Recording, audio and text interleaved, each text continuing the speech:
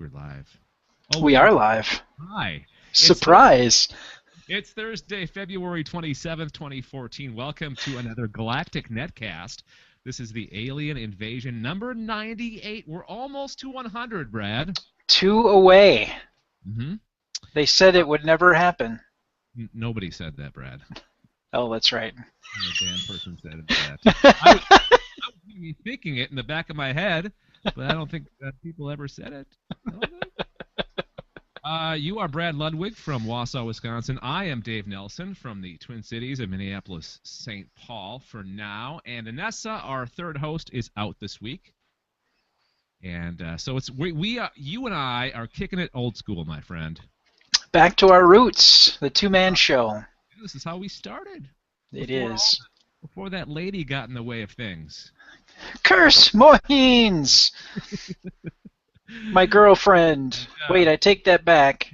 she may be watching or listening to this. She probably is. Yeah, I would not say anything bad. I love you, dear. This is the show where we talk about aliens in science fiction, science, real life, all that stuff. Aliens as in extraterrestrial aliens. The show is divided into 3 sections: the news, the creature feature, that's the spotlight of a certain kind of alien, and our picks for the week. If you would like to watch us do the show live, you can do that on our live page, galacticnetcasts.com/live or youtube.com/galacticnetcast. Actually, live and archive. We archive the video. Actually, we don't. YouTube does us the favor of archiving the video of this show, and we thank YouTube for doing that. It's very kind of them. Yeah. They're nice people, those YouTube people. Those YouTube folks, they're really nice. They do nice things for us. I was wondering how long it would take to the old man voice. I think we set a record. Right out of the gate, practically. All right, let's get the show on the road. We start with this right here. Hang on 1 second. Here we go.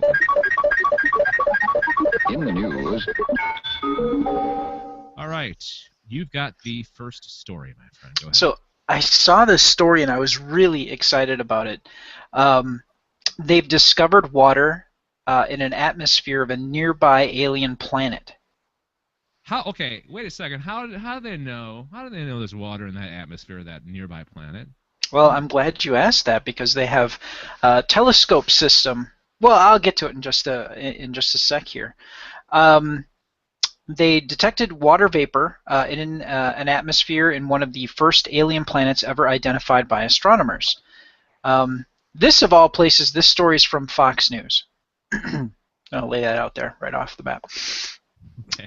Advances in the technique used to scan the atmosphere of this particular nearby neighbor, which is considered what they call a hot Jupiter. I'll get to an explanation of what that is in just a sec. This technique can be used to help scientists determine how many billions of planets in the Milky Way contain water like Earth. And I read a story, I think last week, where they identified, I think, 705 more alien planets, exoplanets, that could possibly, maybe not necessarily support life, but they've identified 705 more. Yeah, that was actually within the last couple of days, and we posted that story on our social feeds, I think, today. Or Bam! Yesterday. Yeah, Kepler keeps on discovering all of these planets. 750 some. Yep. Yeah, and the number keeps growing, so they're saying that before the thought was we had far more stars than planets, but planets seem to actually kind of come, it would seem at least from what they've discovered, that that's kind of a package deal, that there's enough detritus that's left over from the formation of a star to create or leave small planets or planetoids or dwarf planets like Pluto is now considered. Thank you, Neil deGrasse Tyson. Anyway, I love the name of this exoplanet, Tau Boatus b. I think I'm pronouncing it right. Oh my God, are we starting to actually name planets? We're not just numbering them anymore? Well, I think it might. That's a good question. I think that they are maybe doing a little bit of both. Because this actual exoplanet was one of the first discovered. It was discovered in 1996. Okay. It's one of the early ones that were discovered. Oh, I bet you they have since. There's been so many that they haven't had a chance to like name them all. So that's where we get all those numbers from. Either that, or at the time they were thinking that exoplanets were so rare, they just went, well, we'll give them names, and then they discovered that, well, they're actually fairly common, and just went, screw it, we'll just give them numbers. And this name is totally a Star Trek planet name. I know it is. I read it, and I'm like, oh, I think the Enterprise orbited that planet once. So this was discovered in 1996. When they were just, like I said before, they were just starting to search for exoplanets at this point in time, and it was one of the first ones discovered. It's only 51 light years away, and Wow. I say only. That would mean traveling 51 years at the speed of light, but that is really close by. And it's one of the nearest known exoplanets to Earth, so it's a close neighbor. The planet is considered a hot Jupiter because it is a massive gas giant that orbits close to its parent star. So it's kind of like our Jupiter if it were maybe shoved closer to like the Mars-Earth orbit, so it would be in a little bit further. To analyze the atmosphere surrounding Tau Boatis b, scientists looked at its faint glow. Different types of molecules emit different wavelengths of light.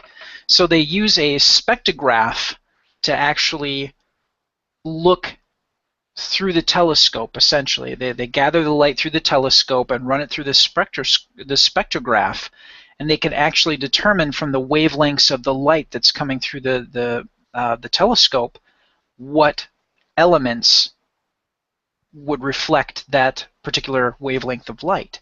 That's smart of them. They must Yeah. be scientists. They are absolutely scientists. So they're able to, there's a certain wavelength for sodium, and then there's one for water. So they can break this down, the light that's reflected back. Now, the one interesting thing about Tau Boatis b is it doesn't transit in front of the parent star from our vantage point. So in other words, how we look typically at our solar system, we kind of view it as it's mostly at a flat plane, right? So we're all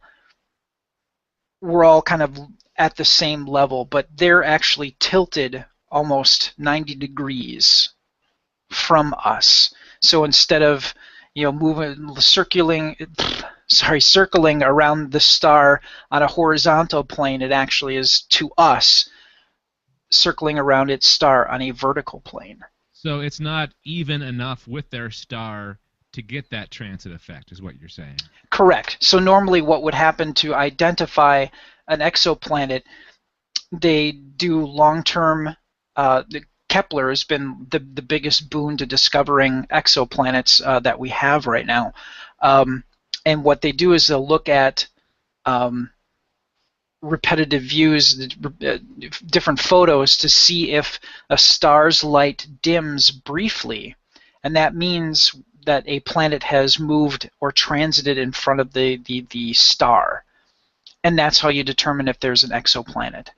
But Tau Boatis b is unusual because that whole solar system is tilted, like I said, on a vertical plane compared to us. So I think because it was close by, it might have been easier to see, and that's why we kind of know a little bit more about it. And now that we have more advanced equipment than we did in 1996, they're able to kind of go back and take a look at some of these and reanalyze them and find some more information. And they're using a spectrograph that is the NIR-SPEC, the Near Infrared Echelle Spectrograph, at the Keck Observatory in Hawaii. is where this is located. Now, they had previously used the same technique, the spectrograph breakdown of the halo essentially around the glow around Tau Boötis b, and determined that it had carbon monoxide around the planet, which is, they think, is the second most common gas in atmospheres of a hot Jupiter after hydrogen. So essentially, Tau Boötis b is like a failed attempt at a second star in that solar system. So that's really kind of fascinating. Do you think we'll get to the point someday where we know so much about our galaxy and the stars and planets that are nearby us that we get to the point where we're like, God, we have to go out and just discover it. Just go out and try to find to get there, you know? We're kind of like that creepy neighbor that's got the binoculars and staring over the fence and looking at everything, and eventually you're just going to have to come out from behind the fence and actually like deliver cookies to your neighbor and stop being a creeper. So we're galactic creepers is what we're you're saying. We're galactic creepers. Okay. Show title.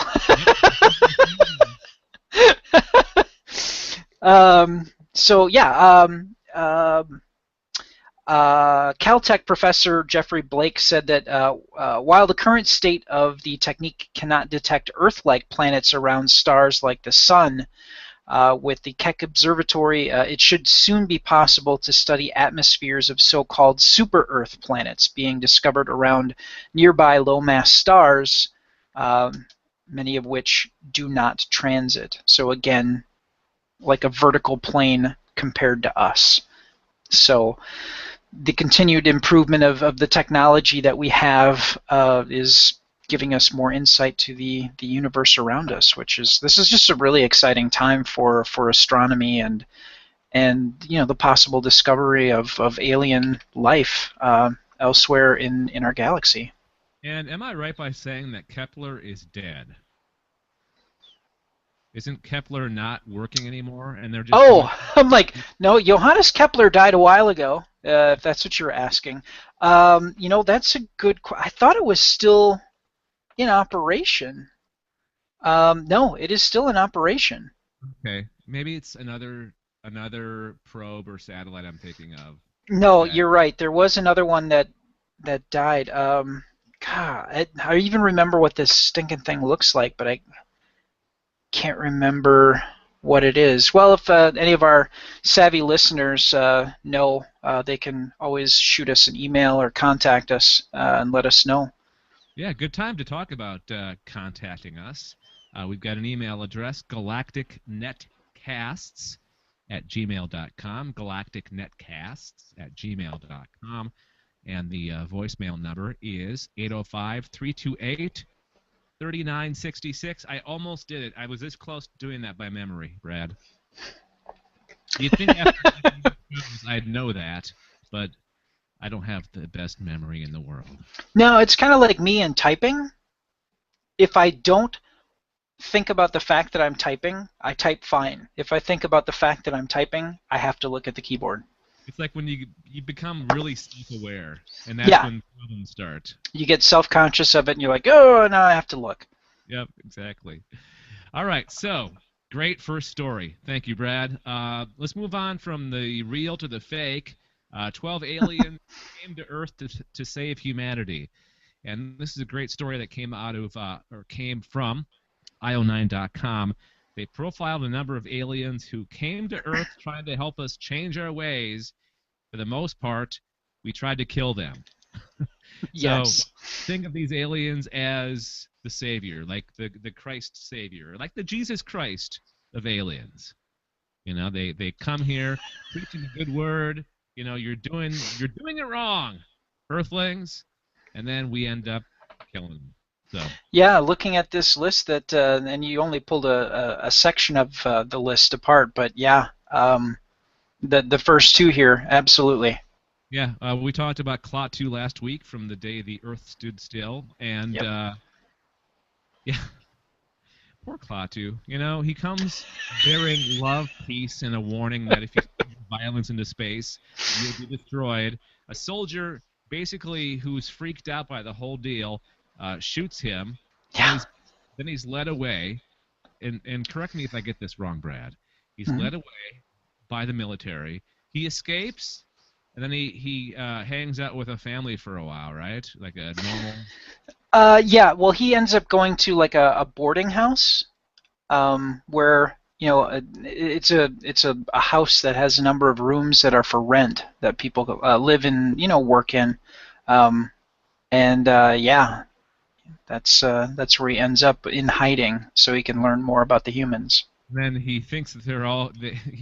He's changing his mind about humans, and then they find him, right? And then they kill him, basically.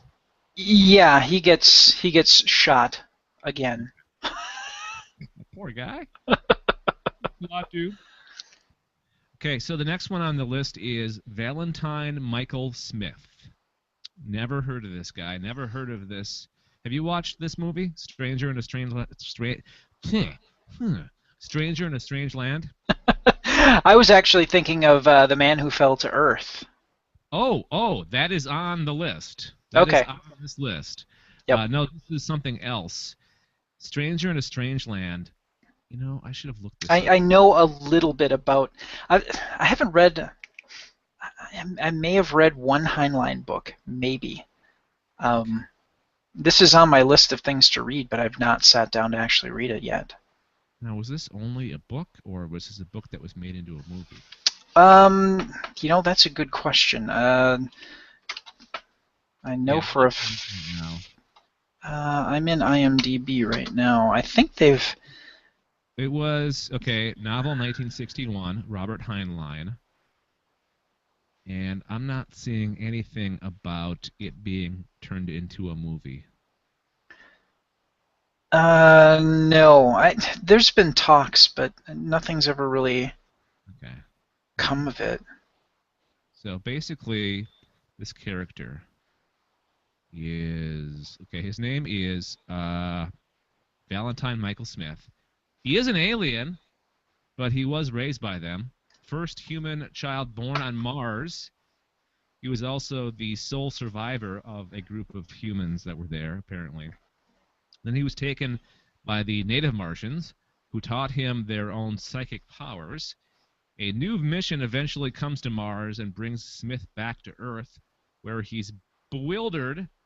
I love that word. Bewildered by pretty much everything about humanity, including religion. Eventually, he starts his own religion, which he's eventually killed for. So he pretty much turned into Jesus Christ, and they killed him for it. All right. There was more about him I didn't include. You can check it out, the whole explanation, on the io9.com article we'll have in the show notes. Now, here's my favorite one of the ones that I included here. The Blood Beast. The Blood Beast. He's the one that came to save us all. Okay. Yeah. You'd think a person by the name or a creature by the name of the Blood Beast would not be coming to save Earthlings. But, in fact, that was the case. He hitched a ride on a rocket ship and offers his people's help in advancing Earth's technology, science, and all that good stuff. And then warning them of the danger of nuclear weapons, which his own people annihilated themselves with. Unfortunately, to get to this point, the Blood Beasts impregnated the male pilot of the rocket ship with Blood Beast's babies and beheaded a scientist in order to learn English. He beheaded a scientist, Brad, in order to learn our language. All right. Hey, maybe, instead of teaching classes in school, let's just behead each other and get it over with. How about that? No. No? You're not cool with that? I think I'd switch schools. Okay. Yeah, you're probably right. I don't want to be... And, okay, final one on my list. Again, you can check out this whole list at io9.com. Thomas Jerome Newton, the man who fell to Earth, a.k.a. David Bowie. He actually came to Earth to save his native Mars by amassing enough wealth to finance a spaceship to take badly needed water to his family who may be the sole Martian survivors. But the Martian technology he created as Newton to make money certainly benefited humanity, even if it wasn't his primary goal. Alas, Newton succumbs to human vices such as booze and sex. I mean, who wouldn't, right? He is eventually captured by the government just before he can complete his mission, where he basically gives up everything. It's a sad story. It's incredibly sad, and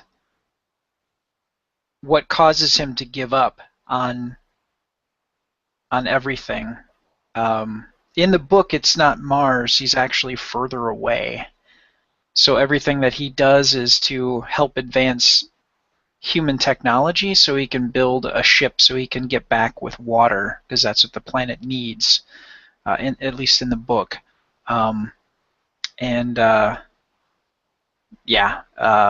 Basically the U.S. government screws him over. Right. No, and that's the end of it. At all. That never happens. Yeah, that happened in the day the Earth stood still, and yeah. Seems to be a repeated theme. Leave it to us humans to screw everything up. Now, did you see the movie of The Man Who Fell to Earth? No, I have not. I haven't either. I'm scared of it. I am too. And why do they always? Why is Mars always the default? Because I mean, especially for okay. I think at the time that the movie came out in the 60s, so the thought of traveling to Mars to us at the time was very distant. I mean, we were going to the moon, and that was a far enough journey. So I think they might have scaled it back for slight believability in a movie format. But didn't we know by then that there was no possibility of that there would be life on Mars, or life would have the atmosphere to support life? I'm sure. Yeah, we absolutely did. I can't remember who, because we've dropped. No, was it Russia dropped? Went to Mercury. Did we go to? I'm trying to remember all the different probes that have been launched. We've definitely known that there's no way. Yeah. There's life. Russia went to Venus. Russia sent probes to Venus. And by Viking probes, that was early 70s or mid 70s, right? But before then, we had some kind of probe sent to those planets to prove the fact that their atmospheres were not capable of supporting life. Yeah. Okay. So Mariner 10 was the first probe sent to Mercury. Venera 3 was the first one that went to Venus. Let's see. Mariner 9 landed on Mars. That was ours. What year was that? That was 71. So no, that would have been after. Well, I think that we had a good idea, but yeah, this is 71 that Mariner 9 landed. Yeah. All right. Well, I mean, I guess they have to pick some planet. Why not Mars? Why not Mars? Why not? Yeah. All right. So those are 4 out of the, I don't know, there's like 10 or something, or 12. Yeah, 12 aliens who came to Earth to save humanity, but ended up being killed by stupid humans. All right, since we don't have a third person, I included a third story, just because I know that, and this one came to mind first because both you and I are big Doctor Who fans. So is Nessa. Nessa is as well, and a lot of our listeners are, except for that one guy that emailed that we were talking about too much. He didn't. No. He didn't say he didn't like Doctor Who. He just said that we covered it a lot, and in his defense, we did. Yeah. Okay. And we haven't talked about Doctor Who for a long time. And this is a good story to bring it back, at least for one story, at least. Absolutely. Peter Capaldi could be the Doctor for just one season. Interesting, right? I don't buy it. Okay, this is a huge rumor from the Mirror in London. The Mirror, by the way, is basically a tabloid. It's not really a Yeah. genuine newspaper. It's a lot of fluff. So take that with a huge grain of salt. So apparently, um, the plan all along was to bring Capaldi in for just one season as a transitional doctor in order to steer the show in a new direction and pave the way for an even more radical and possibly more controversial choice for the role.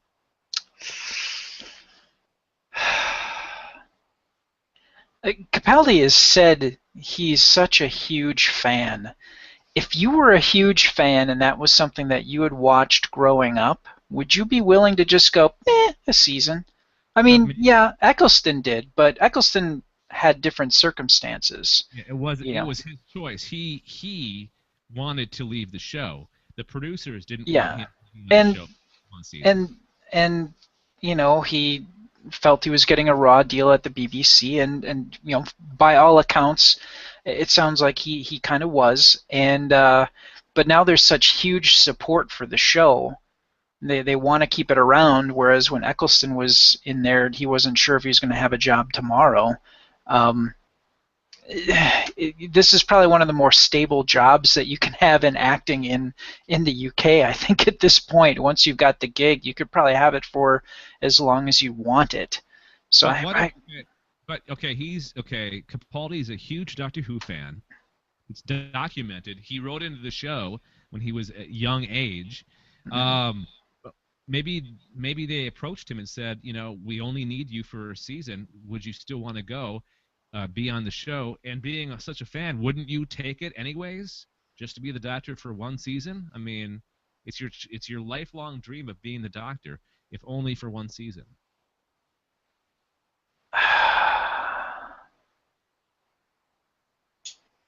That's a very good question. I'd almost walk away from it. Really? I I wouldn't. I mean, you look at how long Tennant and yeah, no, I don't think I could. I wouldn't want to do it for a season. I'd want to, because I mean, you look at Matt Smith or Tennant's first seasons. It's not until they got towards the end of that first season or into the second where their form of the Doctor fully has gelled. But Brad, this is your lifelong dream to be the Time Lord, to be the Doctor in the TARDIS. Okay, it's one season or nothing. One season or nothing. You take the one season. Wow. Your only chance. Your only chance to be the Doctor. Yeah, I guess, but God, Capaldi's got. He's not just a dude they found off the street, though. I mean, he's got a lot of cred as a writer, as a actor. Um, God, Okay, I would almost be slightly insulted. Yeah, you get to be it for one season. but maybe he goes into it. You know, maybe he realize. I don't know what I'm trying to say here. Yeah. Well, I think I get where you're coming from on this, but I just ah, Okay. You're only going to be the Doctor for one season, but it's a pivotal season. There's going to be some historical episodes here.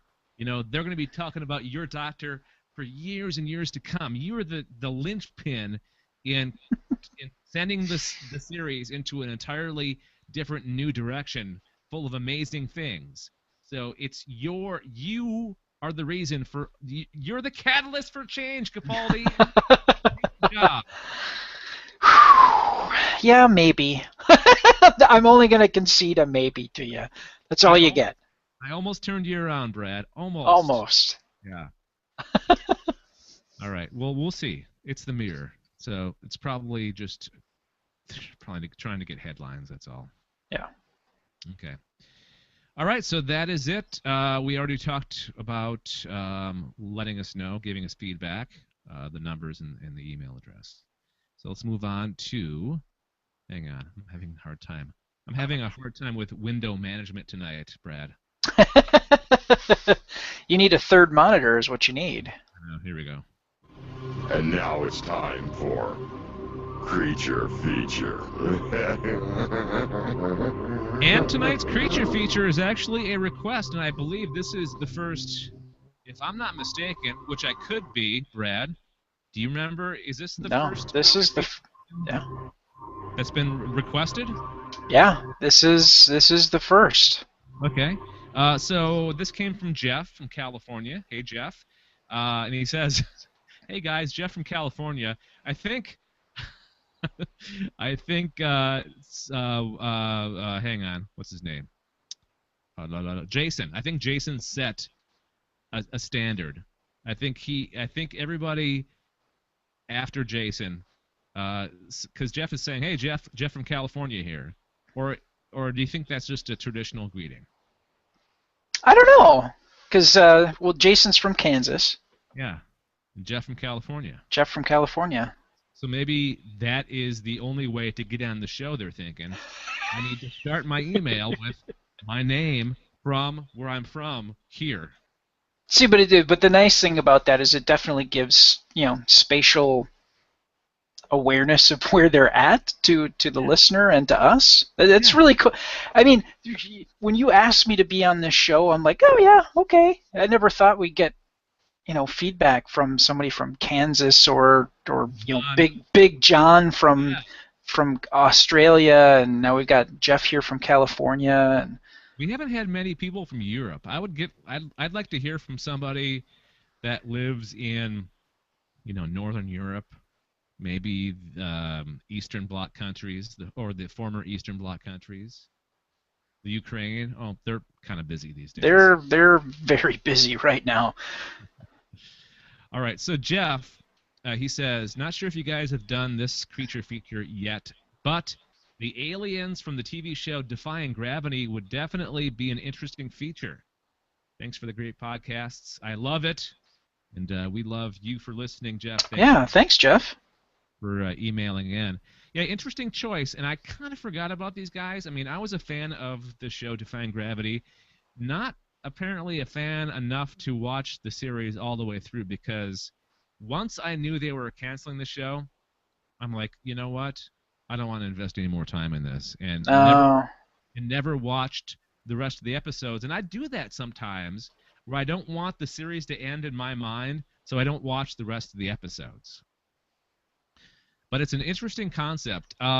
So the Betas, that's the name of these aliens. The Betas from Defying Gravity, and the show was a multinationally produced space travel series, aired August through October 2009 on ABC and CTV.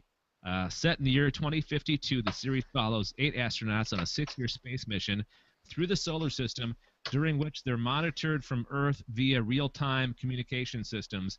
And one of the great things about the show was they had to do like commercials for their sponsors. Like these companies pretty much bankrolled the whole mission. So during their mission, they had to stop like their important scientific experiments and like important things they had to do on the ship and actually do commercials that were being back to Earth. It was really funny. Like actual products they were endorsing and stuff like that. It was quite humorous. So that was the mission, to go through the solar system. So they thought. Turns out the Beta, which was this thing in one of the cargo bays, was pulling the strings and telling them or pushing them towards the eventual goal. Now, the Beta is a mysterious cargo. They call it the cargo, or the object, or simply it. It was something that was in this like drawer, as I recall, a drawer in one of the cargo bays that turned out it was an actual organic, sentient, and alive being, and it wasn't composed of elements found on the periodic table. Interesting. Yeah. It has the ability to communicate through visions or hallucinations, and has an audible call similar to a whale song. And these hallucinations usually, if not always, have strong ties to each person's past, notably events connected to feelings of deep regret or guilt. Beta also seems to be able to influence dreams. So you had your visions, you had your dreams, and all of it was influenced by the beta or it or the object in the cargo bay aboard the Antares spaceship in Defying Gravity. Interesting. The show reminded me a lot of 2001: Space Odyssey. It had that because they showed a lot of like what you thought was real life, but turned out to be visions. Like you think it's real at first, but then it turns out to be totally like a vision created by the beta. Huh. And another interesting thing of this show was it had flashbacks. So you'd learn about the characters through flashbacks. And I believe that all the episodes are available on Amazon. So we'll put the links in the on the website and in the show notes. You can go check it out for yourself. And I would love people's opinions or their reviews. I'd love if you get a chance to watch the show. Did you ever watch the show, Brad? No, I didn't. Defying At that 2009. Yeah, I still don't watch network television. I mean, I watch stuff on Hulu, but I don't think that ever really grabbed my attention. It was okay. One of the problems with it was on in early summer, so people were still busy. It was like one of the first shows of the new season in 2009, and I knew it from the start. It wasn't going to make it because it was a science fiction show. It took place in space, and it was on major network TV, ABC. So I knew it wasn't going to succeed. Although Ron Livingston, I'm a big fan of Ron Livingston. Oh, yeah, I love that guy. Band of Brothers and Office Space. Ugh. Yeah. So yeah, we'll put the links in the show notes and on the website in the store. That's a way that you can help support Galactic Netcasts by your purchase of items in the store, including Defying Gravity, so you can experience the betas for yourself. And that is the creature feature. All right, let's move on to our picks. Brad, you're up first. So I've kind of been. I mentioned I have a Hulu subscription, so I've actually started digging into the movies that they have available. It's not just TV, but they do have movies available if you get the Hulu Plus subscription. So I decided to take a look at some more of what they had to offer, and I found something that seemed kind of interesting. It's called the Quartermass Experiment, and this was done in 2005. I'm going to throw out some names here of actors and see if you can identify who they might be or where you might know them from. Okay, I like games. The first one, Mark Gatiss. Last name sounds familiar. Yes. Okay. He has written for Doctor Who. Oh, and okay. he appeared in an episode during the Tennant run as I believe Dr. Lazarus. Oh, I remember Dr. Lazarus. What episode was that? That was the one where he's a very old scientist and he wants to regain his youth, and he messes about with his DNA and turns himself into a monster. Essentially, I believe it's a Martha episode. Okay, all right. Or wait.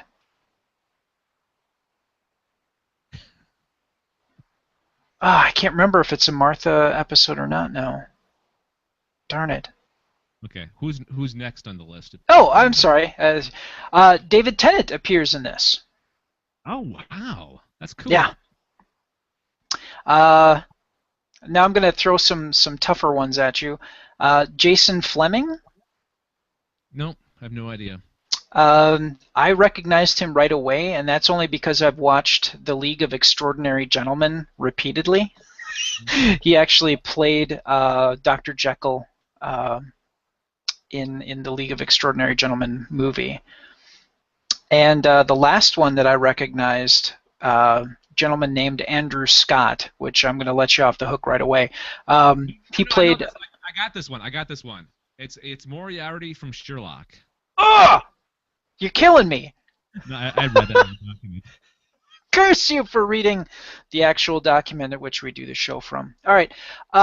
So, anyways, God, an amazing group of people, and like I said, this is 2005. So this actually was done on BBC 4, I believe, 8 months before Tennant is named the new Doctor Who.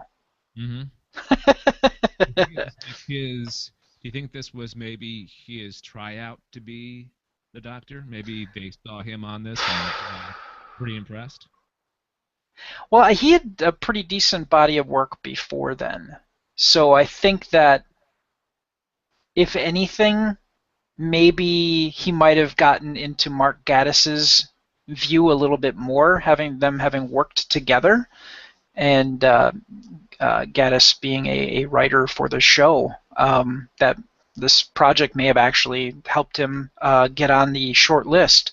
So, God, just an amazing group of people for something that I'm kind of wondering, because this is actually a remake of a 1951 or 53, I think it was 53, the Quartermass Experiment, black and white B-movie, horror, sci-fi.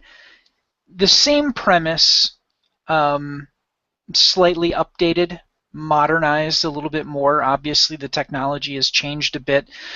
Basically, a doctor of mathematics by the name of Quartermass heads up a team of scientists who and a small group of astronauts, 2 Brits and a actual German astrophysicist, who fly up in a rocket that's launched. It's a British mission, but it's launched from Australia, and they go into space farther than any rocket has gone before. About, what did they say, 500,000 miles, or yeah, something like that. The rocket is lost. They lose contact with the rocket for about 2 days, a little over 2 days, and they finally catch the rocket. It's coming back to Earth, and they end up just barely saving the rocket, and only 1 astronaut of the 3 come out of the ship. So they're keeping a close eye on him, and there's something obviously very medically wrong with him, and they're trying to determine what it is. And as the pieces start to fall into place, they have a brush with the fantastical. Things look bad for the Earth, but our Dr. Quartermass is there to save the day. What's really interesting is the spelling. I mean, obviously, you're looking at the document here. You see it says the Quartermass Experiment, how we pronounce Quartermass. They kept a lot of the actors would say Quatermass. It was like a fast way of saying it that was still appropriate for, I don't know if it's a British thing. It almost seems like, and I did a little bit more research, just a little bit more research. They actually made a couple of Quartermass films, so I don't know if he was like a British sort of a Flash Gordon-esque. I mean, not obviously of that entire genre, but maybe a more updated Doc Savage, a brilliant experimenting kind of guy that has these adventures. Okay. So I didn't research it that far to find out, but it's very, very dramatic. Is it melodramatic? Like, a little. It's like a little over the top. A little over the top. But and the ending of it left me feeling a little cold. It But was but this being on the Alien Invasion podcast and being a pick on the Alien Invasion podcast, I'm guessing there are aliens involved here somehow. yes, where I said one astronaut came out of the rocket, a force and energy actually took the three and combined them into one body, Oh, forced them together okay. to give a vessel for itself and to kind of better understand physicality. Okay. From what they understood, it was a being that was originally of energy that took on a physical form, and didn't quite know what to do with it, and was looking to absorb all forms of matter. It absorbed plant matter. It absorbed rocks. You as the viewer don't actually see like CGI weirdness of all this happening. It's sort of kind of keeps true to the level of probably practical effects of the 50s, where you don't see it, you get hints of it here and there. So it obviously kind of keeps the production costs down.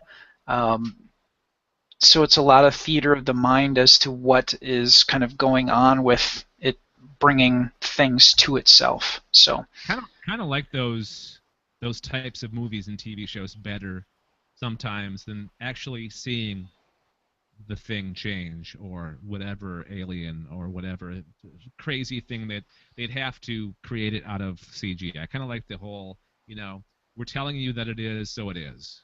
yeah, there was a little bit of practical effects. Like you do get glimpses of its face as it escapes from the facility, that they're trying to keep a close eye on him.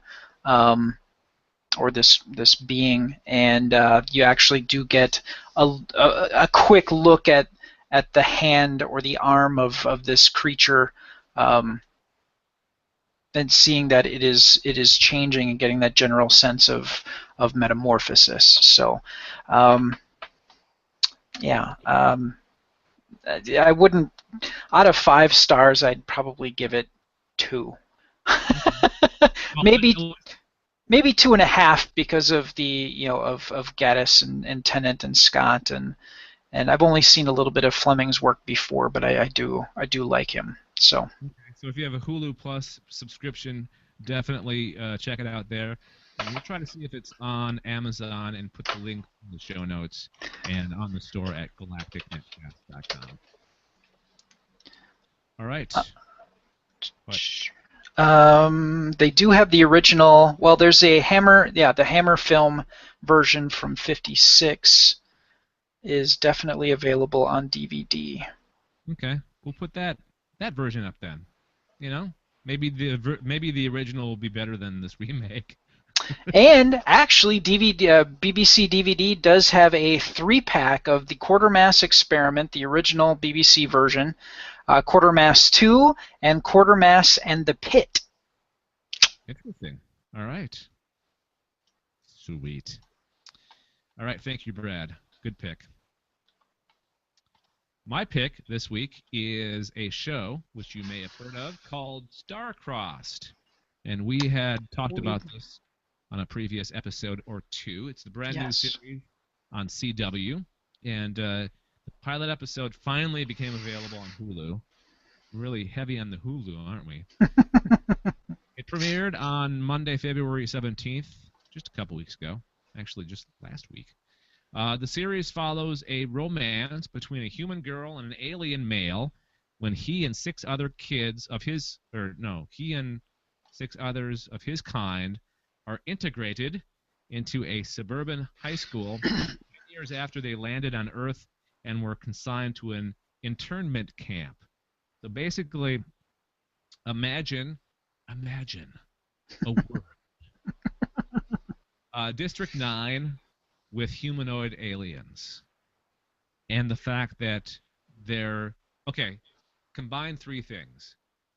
Maybe 2 things. I don't know. District 9, humanoid aliens, and then picture 1960s America, black-white integration. And there you have it. That's That's star-crossed right there. Now, Okay. Third thing, imagine a world with what was that other? Roswell. So it's a combination of Roswell, District 9, and 1960s segregated America. That's star-crossed. So a heavy dose of teen angst. Well, it's CW. It's got to have that. It's kind of.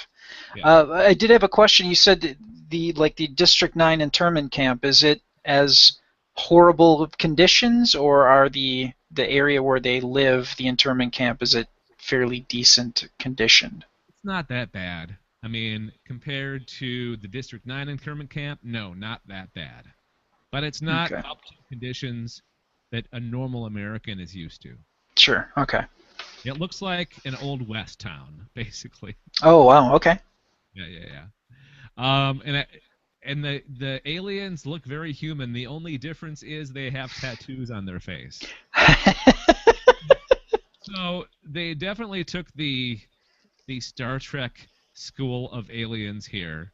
Because in Star Trek they either had tattoos or their noses were a little bit different, or little ridges here and there on the face or nose, or ears were, Mm-hmm. And here's a little Doctor Who connection. They have two hearts. Just like the Time Lords. Yeah. Gallifreyans. So Star-Crossed, very, like you said, CW, teen angst, a lot of that. And one of the things that I thought was cool about this series is it takes place about 10 years, because it begins in October 2014. And I hate when shows do this. I hate where they start their premise way too soon in the future. Like, this is this fall that the aliens land. So if the aliens don't land in October, then I'm going to be highly disappointed. Because the CW got it wrong. No, the rest of the series takes place 10 years after, so 2024. And you see little differences in technology. The phones look different, and there's holograms, kind of like Almost Human on the show Almost Human, which sure. I hope that they're not going to cancel it, which they might. And I'm really it doesn't look good. No. But yeah, if you like the CW formula for shows, which is a lot of teen angst, but sprinkled with futuristic technology and aliens, then you will like Star-Crossed. It very much has that Roswell vibe to it.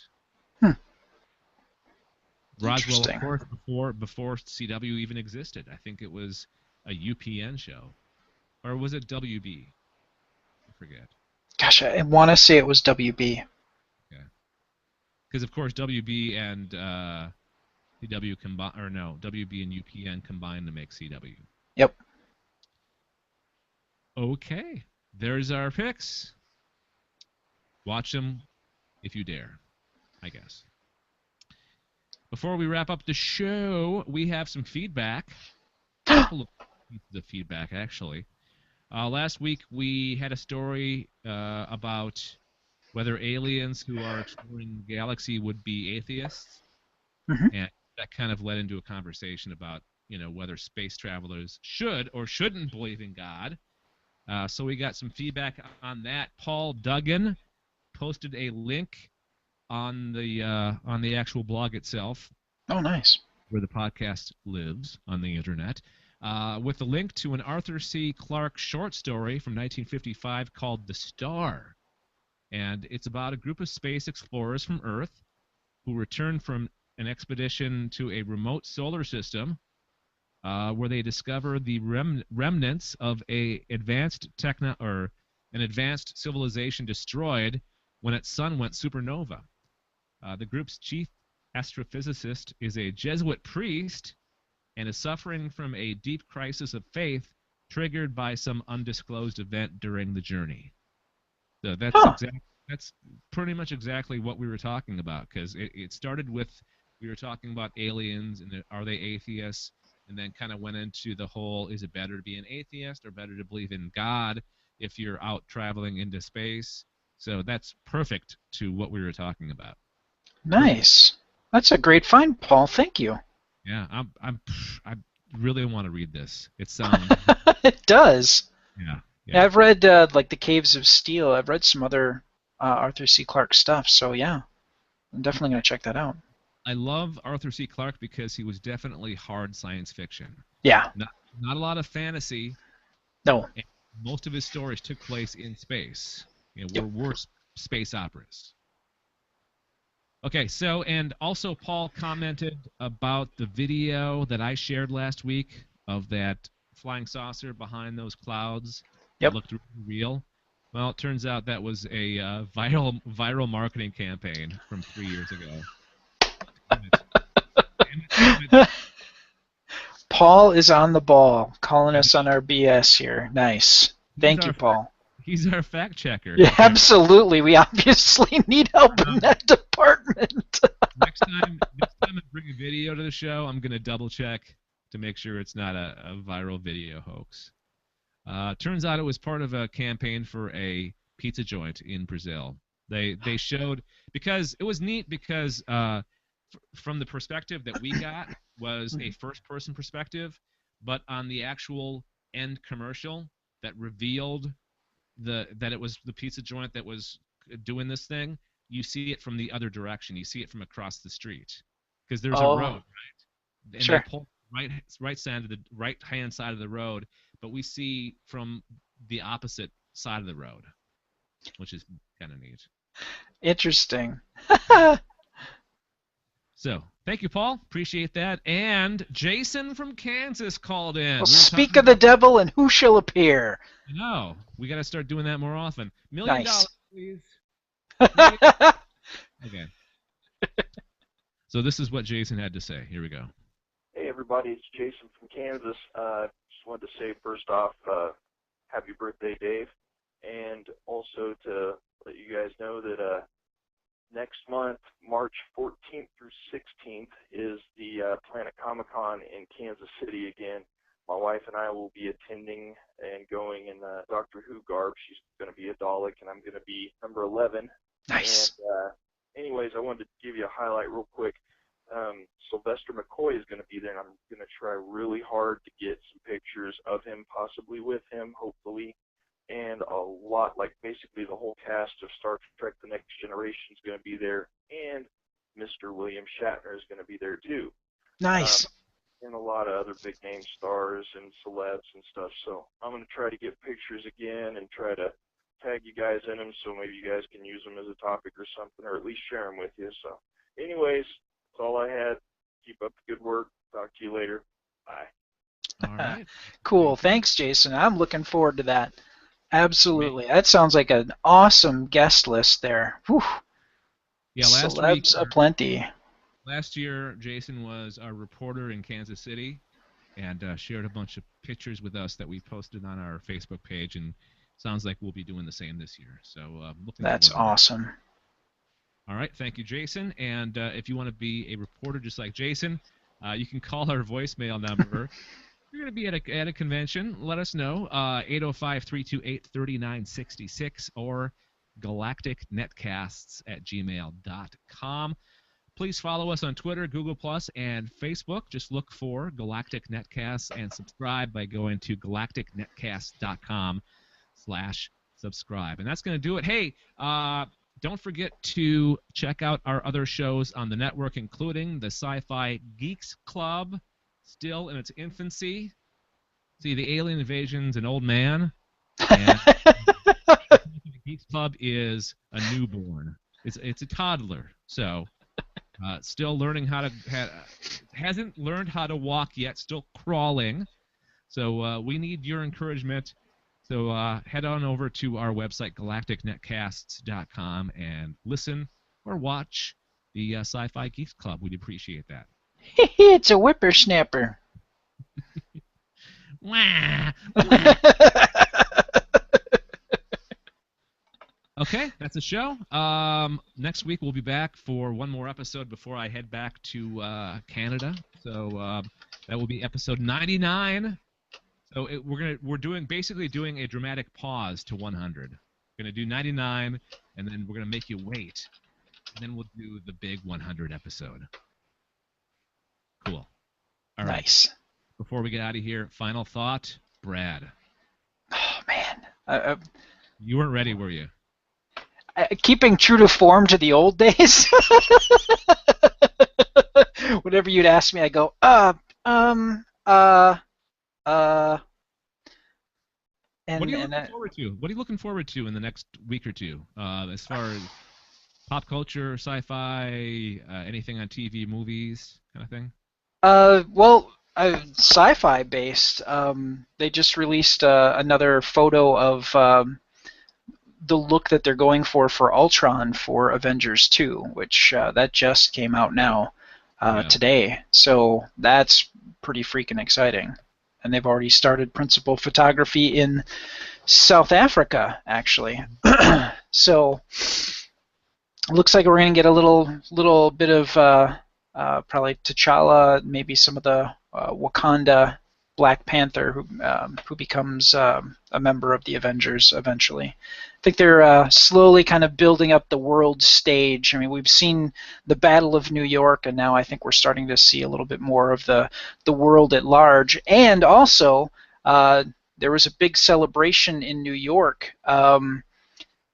Marvel has pretty much signed on the dotted line, and they are starting to produce their made-for-Netflix shows of Marvel characters. Yep, and these are all stories that we have posted on our social feeds. So, yes. Subscribe to follow us on Twitter, like us on Facebook, and circle us on Google+. You'll get this information when it becomes available. So. And the first story that they're going to be doing, the first one is Daredevil. Nice. So. Without Ben Affleck. Without the Affleck, yes. All right. He's busy being Batman. Busy being Batman. Yeah. In all rights, it's kind of a step up being the Batman. Yeah, it is, definitely. All right, that's going to do it for this Alien Invasion, another Galactic Netcast in the books. Final thoughts for you? Oh, final thoughts. I'm excited about Sci-Fi Geeks Club. So go ahead and subscribe, listen. Looking forward to it. Well played, sir. Well played. All right. We'll talk to you next week, Brad. Sounds good. See you later.